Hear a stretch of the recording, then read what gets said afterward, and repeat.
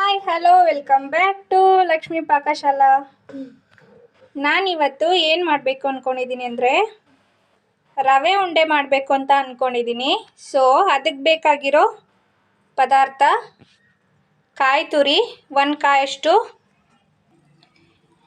ಹಾಗೆ ಹಾಲು ಅರ್ಧ ಲೀಟ್ರಷ್ಟು ತಗೊಂಡು ಬಾಯ್ಲ್ ಮಾಡ್ತಾಯಿದ್ದೀನಿ. ಹಾಗೆ ಕಾಯಿ ತುರಿನ ಫ್ರೈ ಮಾಡ್ತಾಯಿದ್ದೀನಿ.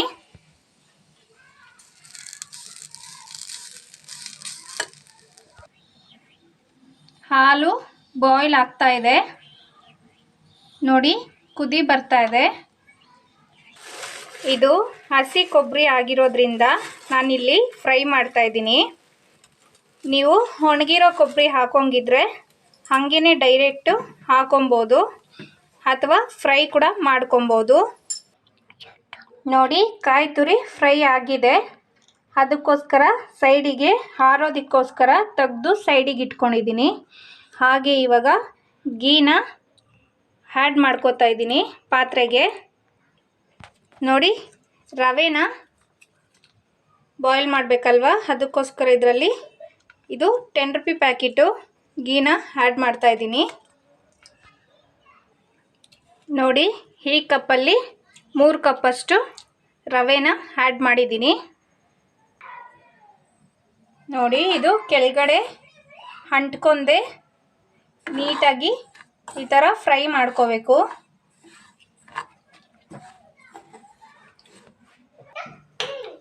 ನೋಡಿ, ಈ ಥರ ನಾವು ಈ ಥರ ತಿರುಗಿಸ್ತಾನೆ ಇರಬೇಕು, ಯಾಕಂದರೆ ಕೆಳಗಡೆ ಅಂಟ್ಕೊಳ್ಳುತ್ತೆ. ಅದಕ್ಕೋಸ್ಕರ ನಾವು ಈ ಥರ ಬಾಯ್ಲ್ನ ಮಾಡ್ಕೊಬೇಕು. ಈ ಥರ ತಿರುಗಿಸ್ತಾನೆ ಇರಬೇಕು, ಕೆಳಗಡೆ ಅಂಟದೆ ನೀಟಾಗಿ ಈ ಥರ ಮಾಡಬೇಕು. ನೋಡಿ, ರವೆನ ಈ ಥರ ಹಾಕೊಬೇಕು. ಹಾಗೆ ಇವೆರಡನ್ನೂ ಚೆನ್ನಾಗಿ ಮಿಕ್ಸ್ ಮಾಡ್ಕೊಬೇಕು. ಕೊಬ್ಬರಿ ತುರಿ ಹಾಗೆ ರವೆ ಚೆನ್ನಾಗಿ ಮಿಕ್ಸ್ ಮಾಡಿ. ನೋಡಿ, ಇದು ಕಲ್ಲಲ್ಲಿ ಕುಟ್ಕೊಬೇಕು. ಒಂದು 4 ರಿಂದ 5 ಏಲಕ್ಕಿ ಹಾಕ್ಕೊಳ್ಳೋಣ.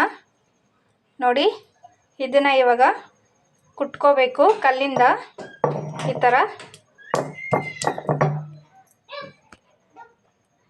ಹಾಗೆ ಇದಕ್ಕೆ ಸಕ್ಕರೆ ಕೂಡ ಹಾಕ್ಕೊಳ್ಳೋಣ ಸ್ವಲ್ಪ, ಯಾಕಂದರೆ ಇದು ಕುಟ್ಟೋವಾಗ ಅದು ಒಂದೇ ಕುಟ್ಕೋಬೇಕಲ್ವ, ಅದಕ್ಕೋಸ್ಕರ ಸಕ್ಕರೆ ಹಾಕ್ಕೊಂಡು ನೀಟಾಗಿ ರುಬ್ಕೊಂಡು ಆ ಥರ ರುಬ್ಕೊಂಡ್ರೆ ಇದು ಸ್ಮೆಲ್ ಚೆನ್ನಾಗಿ ಬರುತ್ತೆ.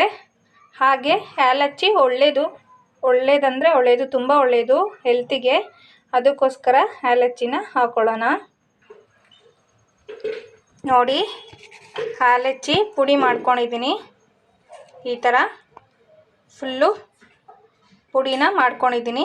ಇವಾಗ ಇದಕ್ಕೆ ಆ್ಯಡ್ ಮಾಡ್ಕೊಳ್ಳೋಣ. ಈ ಥರ ಆ್ಯಡ್ ಮಾಡ್ಕೊಳ್ಳಿ.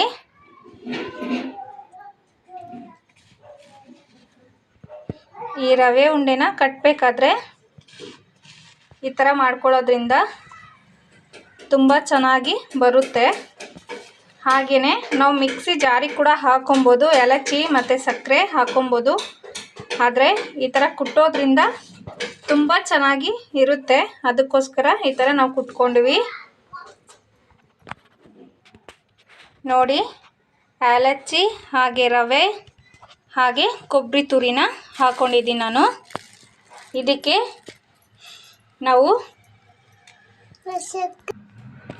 ರವೆನ 3 ಬೌಲಷ್ಟು ತಗೊಂಡಿದ್ವಿ. ಹಾಗೆ ಸಕ್ಕರೆ ಕೂಡ 3 ಬೌಲ್ಸು ತಗೊಳ್ಳೋಣ. ನಾವು ಸಕ್ಕರೆ ಕಮ್ಮಿ ಬೇಕು ಅಂದರೆ ಕಮ್ಮಿ ಯೂಸ್ ಮಾಡ್ಬೋದು, ಇಲ್ಲ ನಮಗೆ ಜಾಸ್ತಿ ಬೇಕು ಸಕ್ಕರೆ ಅಂದರೆ ನಾವು ಜಾಸ್ತಿನೂ ಯೂಸ್ ಮಾಡ್ಕೋಬೋದು. ಆದರೆ ಕ್ವಾಂಟಿಟಿ ಪ್ರಕಾರ ಹಾಕ್ಕೊಂಡ್ರೆ ಚೆನ್ನಾಗಿರುತ್ತೆ. 2½ ಕೂಡ ಹಾಕೊಬೋದು. ಇಲ್ಲಿ ನಾನು 2½ ಹಾಕ್ತಿದ್ದೀನಿ. 2½ ಕಪ್ಪಷ್ಟು ಹಾಕ್ಕೊಳ್ಳೋಣ.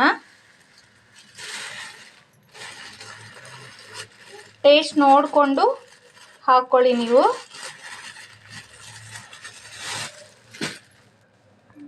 ನೋಡಿ, ಹಾಕೊಳ್ತಾ ಇದ್ದೀನಿ. ಇದನ್ನು ಚೆನ್ನಾಗಿ ಮಿಕ್ಸ್ ಮಾಡ್ಕೋಬೇಕು.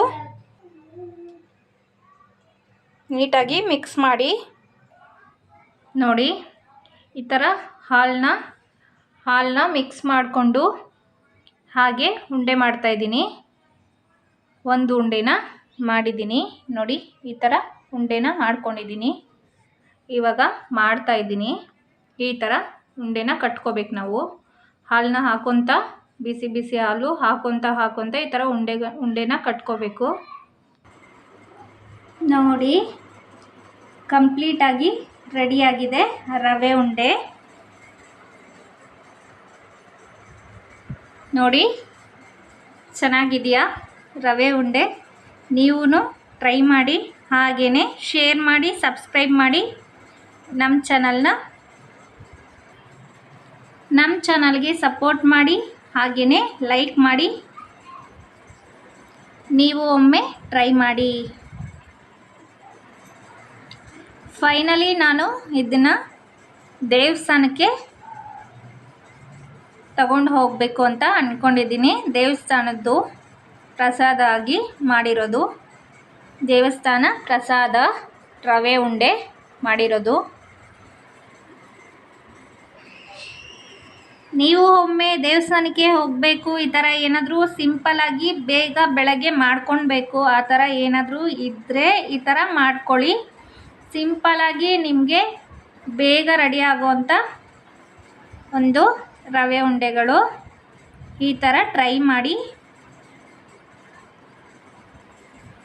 ನಾವು ಕಾಯಿಸಿಟ್ಟಿರೋ ಹಾಲು ಇನ್ನೂ ಸ್ವಲ್ಪ ಹಾಗೆ ಮಿಕ್ಕಿದೆ ನೋಡಿ, ಇನ್ನೂ ಸ್ವಲ್ಪ ಮಿಕ್ಕಿದೆ. 1/2 ಲೀಟರ್ ಹಾಲಲ್ಲಿ 1/4 ಲೀಟ್ರಷ್ಟು ನಾನು ಯೂಸ್ ಮಾಡಿರೋದು. ಇನ್ನೂ ಮಿಕ್ಕಿದೆ. ಇದರಲ್ಲಿ ನೀರೆಲ್ಲ ಯೂಸ್ ಮಾಡಿಲ್ಲ, ಬರೀ ಹಾಲು ಮಾತ್ರ. ನೋಡಿ ಫೈನಲಿ ನಾನು ಪ್ಯಾಕ್ ಮಾಡ್ತಾಯಿದ್ದೀನಿ ದೇವಸ್ಥಾನಕ್ಕೆ ತಗೊಂಡು ಹೋಗೋಕ್ಕೆ.